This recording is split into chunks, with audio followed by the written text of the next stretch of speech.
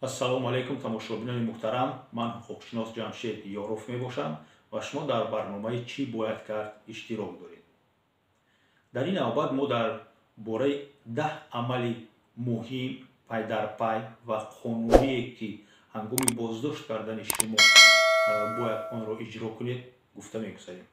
Боздошт ин як ҳолати ногувор ва стрессовар аст ки дар бисёр ҳолатҳо ногаҳон ба вуҷуд меояд, ногаҳон шумо боздошт карда мешавед ва аз амалҳои ояндаи шумо пас аз боздошт шуданатон ояндаи шумо бисёр вобастагии калон дорад.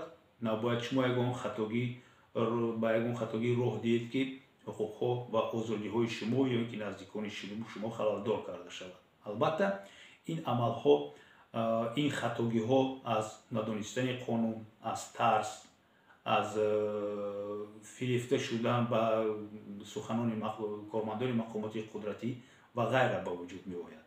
Ва мақсади асосии таҳияи ин барнома шинос кардани шумо ба ҳамин 10 амали асосии ҳуқуқӣ пай дар пае ки шумо барои ҳифзи ҳуқуқ ва озодиҳои худ ҳангоми боздошт кардан бояд иҷро намоед. Инак шурӯъ мекунем.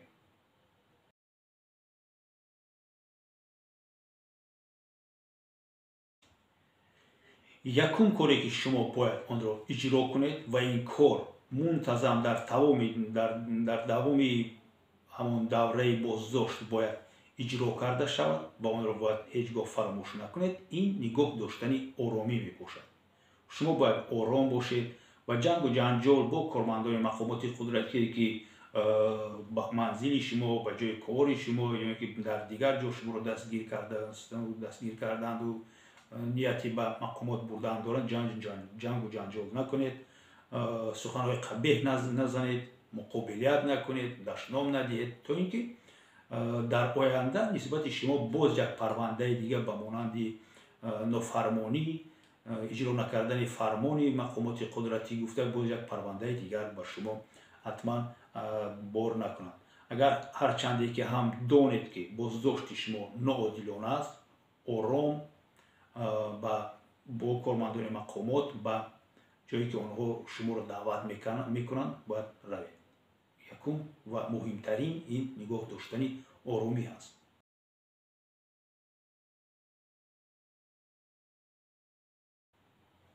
амали дуюм, баъд аз оне ки шуморо боздошт мекунанд, шумо ҳатман аз кормандони мақомот сабаби боздоштро бояд пурсед ва мақомот бояд ба шумо ҳатман ин сабабро гӯяд. Ин дар қонунҳои ҷумҳурии Тоҷикистон, алалхусус дар кодекси мурофиаи ҷиноятӣ, дар кодекси ҷиноятӣ ва дар дигар қонунҳо оварда шудааст. ҳатман шумо бояд сабаби боздошт карданатонро пурсед ва протоколи боздошти гумонбар ё ин ки айбдоршаванда ё ин ки дигар ҳуҷҷат ҳатман бояд ба шумо пешниҳод карда шавад. Дар он ҷо бояд нависта шавад ки ба кадом сабаб бо айбдорӣ бо кадом модда шумо боздошт карда мешавед, шумо бо он бояд шинос шавед ва ҳатман ба ин протокол диққат кунед ки тамоми ҳамон графаҳои он пур карда шавад. диққати ҷиддӣ ба соати боздошти худ кунед ки дар кадом соат шумо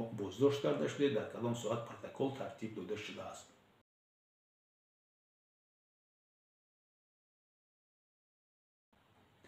амали сеюми шумо ин талаб кардани адвокати худ аст. Агар шумо адвокат дошта бошед, шумо ба ягон саволи мақомот набояд ҷавоб диҳед, ҳарчанде ки ҳам бегуноҳ ҳам бошед, беҳтараш ҷавоб надиҳед ва талаб кунед ки ба шумо адвокати шуморо даъват карда биёранд. Агар шумо адвокати шахсӣ надошта бошед, талаб кунед ки адвокати давлатӣ биёранд, чунки қонун чунин амалро иҷозат медиҳад. ҳар кас кафолати ҳифзи судӣ дорад, чунин гуфта шудааст дар Сарқонуни Ҷумҳурии Тоҷикистон ва шумо ҳаққи талаб кардани адвокат, яъне мутахассиси соҳаи ҳуқуқро доред. ҳарчанде ки агар шумо маблағ ҳам надошта бошед ё ин ки адвокати шинос ҳам надошта бошед, шумо ҳаққи талаб кардани адвокати давлатиро доред. бе адвокат ба ягон савол, ба ягон ҳуҷҷат имзо накунед. бо асоснок кардани он ки бе адвокат ман ба ягон чиз имзо намекунам ба ягон ҳуҷҷат, ба ягон саволи шумо ҷавоб намедиҳам. Агар онҳо ба шумо фишор биёранд, маҷбур кунанд ки шумо ҳатман бояд ба ин саволҳо ҷавоб диҳед, дар ин протокол имзо кунед, ин корро иҷро кунед, он корро иҷро кунед, шумо гӯед ки не, ман инро иҷро намекунам. донед ки шуморо қонун ҳимоя мекунад.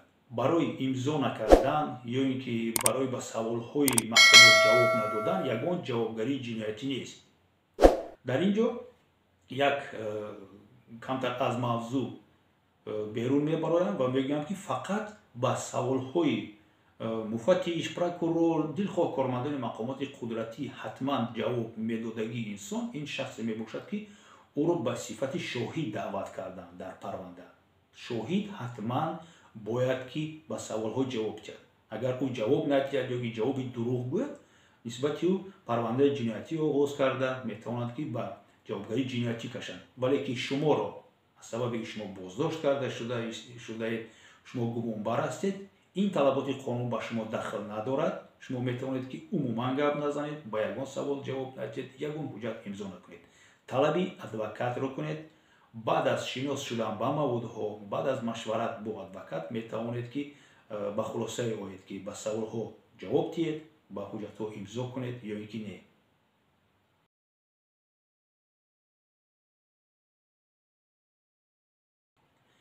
амали чорumi шумо ин бе адвокат суҳбат накардан аст ки дар бахши гузашта ман бештар гап задам дар ин.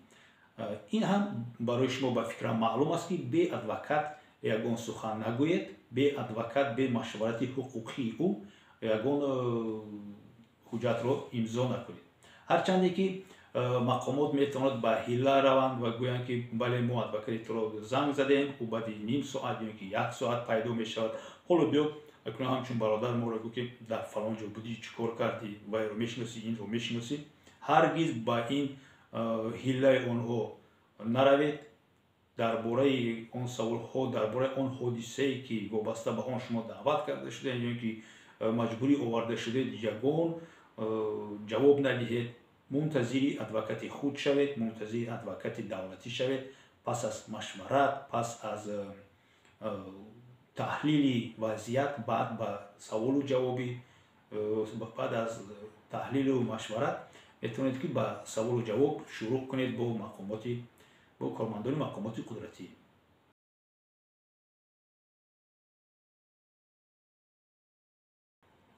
амали панҷуми шумо ин ба ҳуҷҷатҳо вобаста аст. дар бораи он ман дар боло камтар гуфтам.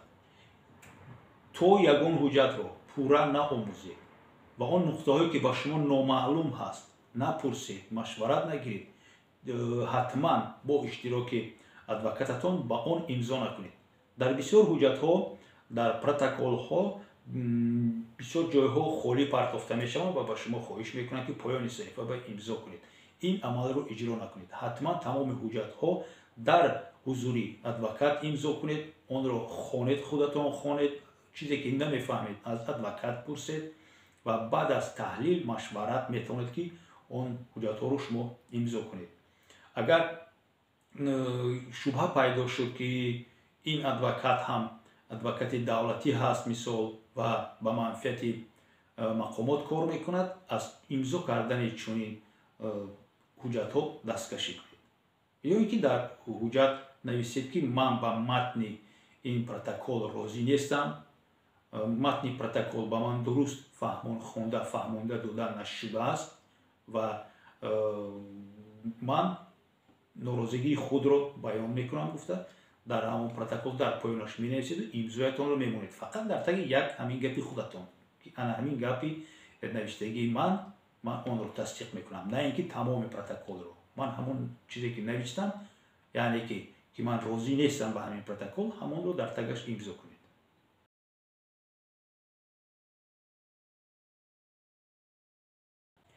амали шашум ва бениҳоят ҳам муҳимтарин амал ин талаб кардани занги телефонӣ оиди ҷои буду боши шумо бо хештаборон. ҳатман талаб кунед ки ба шумо имконияте дода шавад ки ба хештаборатон ба тамос бароед ва дар бораи оне ки шумо дар کجا جایگیر شده ایستاده، با کدام سبب شما بازداشت کرده شده، آنها رو آگاه کنید. این حقوق کنستیتوشنی شما هست. هیچ کس نمیتواند آن رو محدود کند و هیچ کس نمیتواند بیاد که اول ما تو رو میپرسیم، پروتکل ها رو امضا میکنیم، ما تو رو به سیزو یا که EVS روان میکنیم، بعد از آنجا بعد اجازت میتیم که زنگ زنید. نه، حتما از لحظه واقعا دستگیر کرده شدن شخص شما حقوقی زنگ زدن و خش تبارتان رو دارید. این حقوق رو فراموش نکنید و آن رو حتما از کارمندان مقامات طلب کنید.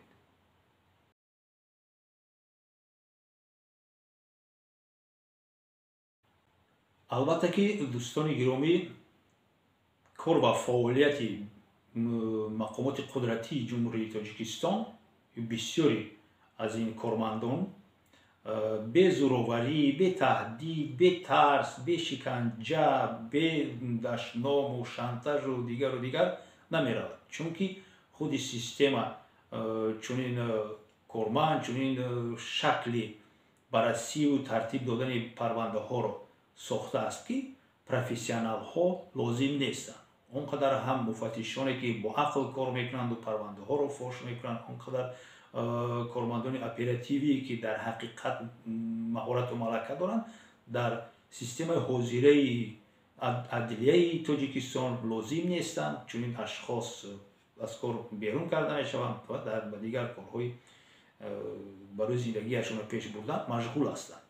و شما با کفالتی 90% من به شما میگم که کسی که شما رو بازداشت میکند حتما نسبت شما یگان عمل نامطلوب اجرا میکند، تهدید میکند، فشار میکند که فلان کارا میکنیم، نسبت خش تبارت فلان عمل ها رو اجرا میکنیم، ممکن حملت و کوب هم کنند، شکنجه کنند، ترسانند، یگان مالتان رو گیرند و شما حتما همین رو باید در عقل خود، در ذهن خود به نظر گیرید، آن رو ثبت کنید که کی هست این انسان، نامش چی هست، رتبهش چی هست، حادثه در کدام کابینت رخ داد، در کدام آشیانه رخ داد، کدام روز بود، کی اشتراک کرد.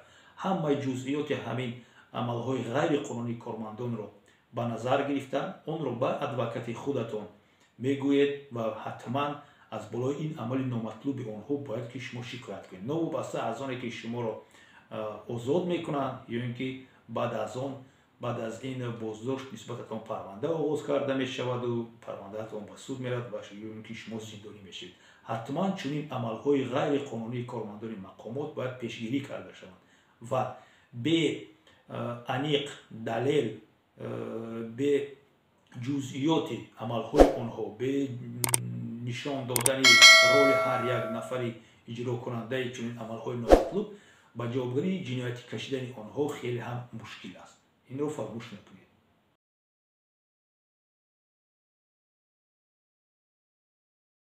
نهم عملی که شما حتما باید اجرا کنید، کمی هم در پیش من درباره این گفتم، این نظارت کردن آنه که شما چند ساعت یا اینکه چند روز در بازداشتگاه نگاه داشته می شوید یا اینکه در کابینت های مفتشان نگاه داشته می شوید به آوردن شما به سری سود. طبق قانون بازداشت نمیتواند از 72 ساعت زیاد باشد. به قرار سود شما را هیچ کس حق ندارد که زیاده از 72 ساعت نگاه دارد. فقط بعد از قراری به قوه قانونی در آمده، حتما به قوه قانونی در آمده سود اویدی حبس شما به مدت 2 ماه یا اینکه چند که سود ضرور می شمارد، نه بیشتر از 2 ماه، ممکن است که کمتر سود به نظر گیرد. شما رو می توانند که در جایهایی که از آزادی محدود می شود در آنجا نگاه دارند، در EVS و سیزو و دیگر. همین رو به نظر گیرید. برای همین شما باید دقت کنید به همون پروتکلی که در اول من گفتم، پروتکلی بازداشتی گمانبر شده، دستگیر شده، نمیدونم ایندور شده، دیگر. القصه همان که پروتکل کی ترتیب دادند، کی شما رو دستگیر کردن، ساعتش قطعی. اگر از 72 ساعت گذرد ва шуморо касе ба сари суд набараду дар он ҷо масъалаи татбиқи чораи пешгирӣ дар намуди ҳабс ҳал карда нашавад, шумо ҳатман боз ба тамос мебаред ба адвокати худ ва аз болои кормандони аз болои амали чунин муфаттиш чунин ки дигар ашхосе ки шуморо боздошт мекунад ба прокуратура бояд шикоят намоед. Инро фаромӯш накунед. муҳлати боздоштро дар назар гиред ки чанд соат гузашту чанд дақиқа гузашт. дақиқаҳо ҳам дар ин ҷо ролро мебозанд.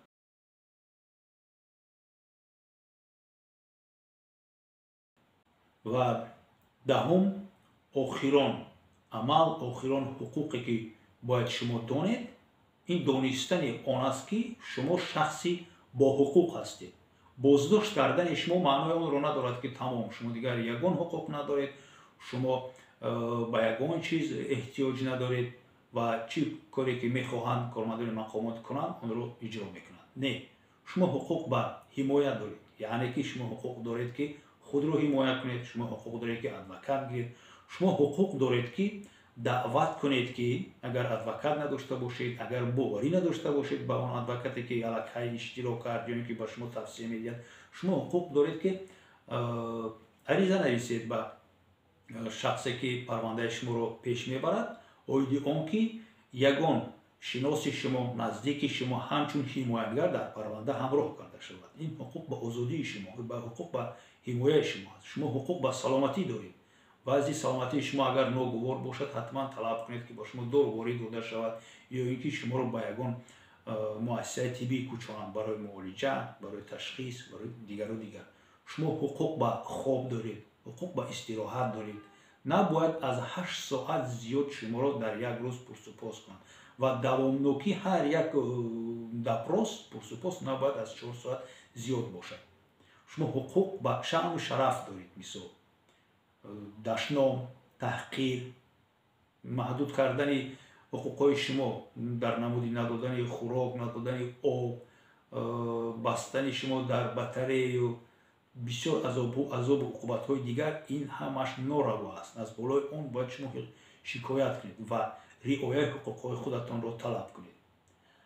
ҳатман боз як тавсияи дигар ман медодам ки дар чунин ҳолатҳо шумо метавонед агар адвокат мисол надошта бошед ё ин ки боварӣ надошта бошед ба ин адвокатҳо, шумо метавонед ба ташкилотҳои ҳифзи ҳуқуқи байналмилалӣ муроҷиат кунед ки дар ҳудуди ҷумҳурии Тоҷикистон кор мекунанд.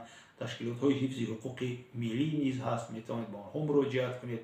агар шумо берун аз ҷумҳурии Тоҷикистон бошед, ҳатман даъвати намояндаи консулгарии Тоҷикистонро кунед.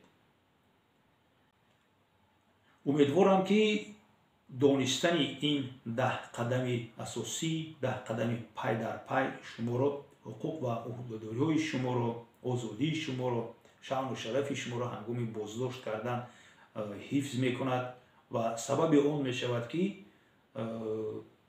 парвандаи шумо каме ҳам бошад шаффофтар, беғаразтар баррасӣ карда мешавад ва ҳақ ба ҳақдон мерасад. дӯстони гиромӣ, дар ин ҷо барнома ба итмом мерасад ва як бори дигар аз шумо хоҳиш мекардам ки агар барномаҳои мо ба шумо писанд омад, ба онҳо лайк монед. саволу ҷавоб дошта бошед, метавонед бар комментарияҳо ба мо нависед. ҳатман мо ба онҳо ҷавоб медиҳем. барномаи моро тавсия диҳед ба дигар одамон, яъне ки поделиться кунед ва ҳама тарафа барномаҳои мо, канали ютубии моро дастгирӣ кунед, то ин ки ҳарчи бештар мардум дар бораи ҳуқуқ ва озодиҳои худ донанд, то ин ки ноадолатӣ, то ин ки дар ҳақиқат кишвари мо Тоҷикистон як давлате шавад ки дар он ҳуқуқ ва озодиҳои инсон дар ҷои аввал бошад, на ин дигар чиз, балки фақат ҳуқуқ ва озодиҳои инсон. то бозди дӯстони гиромӣ, бо шумо ман Ҷамшед Ёров будам.